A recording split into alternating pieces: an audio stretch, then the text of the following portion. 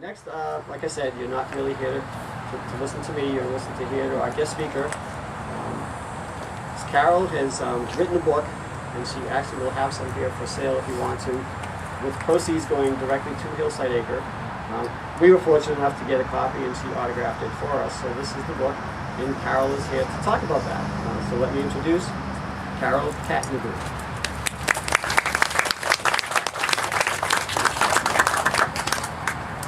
Good afternoon. I'm so very honored to be here with you today. My name is Carol Katinoglou. I'm an animal lover and author of a book that was inspired by a true story called The Gift from Chloe. I want to tell you today about my life in animals. I've always found myself drawn to animals, to the ones no one else wanted, for they were the ones who needed me the most. My love of animals began back when I was a little girl living in Foxborough. We had cats and dogs that would go outside, and sometimes they would not come home. After waiting for them to return, I would ask my mom where they were, and instead of telling me the truth, she would tell me that they ran away to get married. I was so upset because not only did they not say goodbye, they didn't even invite me to the wedding. Little did I know the real reason why I should have been upset. They had gone to Rainbow Bridge. When I was about 8 years old, my father was a school teacher at Newton North High School. We were living in Arlington at the time, and one of my father's students brought him a bunny that he rescued from a hospital lab, before she was to be euthanized, and her parents would not let her keep it. So she brought her to my father brought her home to me. I loved her the first moment I saw her. She was this little gray and white Dutch bunny. I named her Tabitha for her twitching nose. I loved her so much. She was my friend, my confidant, and she loved me unconditionally. It was July 27th, 1975 when she died, 34 years later, and I still miss her. This time I knew her leaving was because she died, not for the innocent reason my mother told me to spare me from the truth. The truth was painful, and the pain was heart-wrenching. I was almost 14, and I was struck at how insensitive people were to her passing, how dismissive people were about my feelings. Instead of saying, "I'm sorry for your loss," they would say, "Just get another one. What's the big deal?" To me, they were speaking as though I had lost a pair of sneakers. Tabitha was a family member to me, so I grieved in private. We could not really have a lot of pets because my sister and brother had allergies.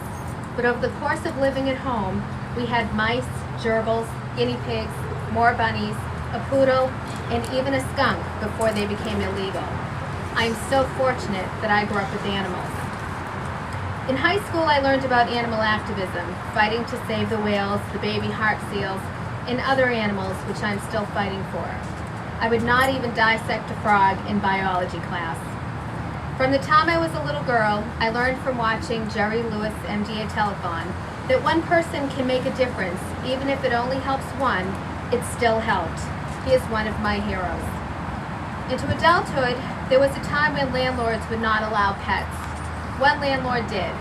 My roommate Diana had 2 cats, Isabella and Christina, and I had a bunny named Kelly.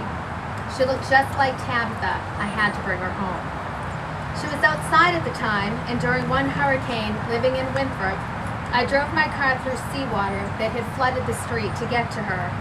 I could not bear to find shelter from the storm, knowing she was still outside, alone and in danger.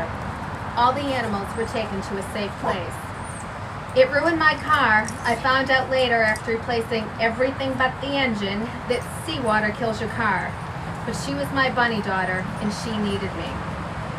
When I got my first cat, Chloe, it was unexpected. I was at my friend's house when this kitty needed a home. I took one look at her, and I knew she would spend the rest of her life with me. I credit her with my life. There are times when people in life can beat you down, and you feel you can't trust people. But Chloe taught me about real, unconditional love at a time I needed it more than ever.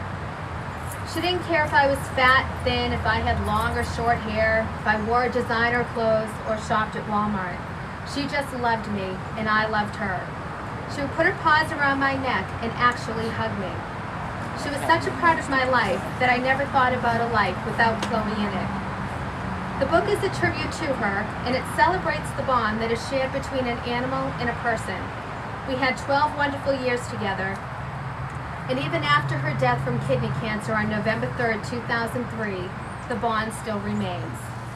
I know she is taking care of my animal kids at Rainbow Bridge, and I'm taking care of the kids here until we all meet again.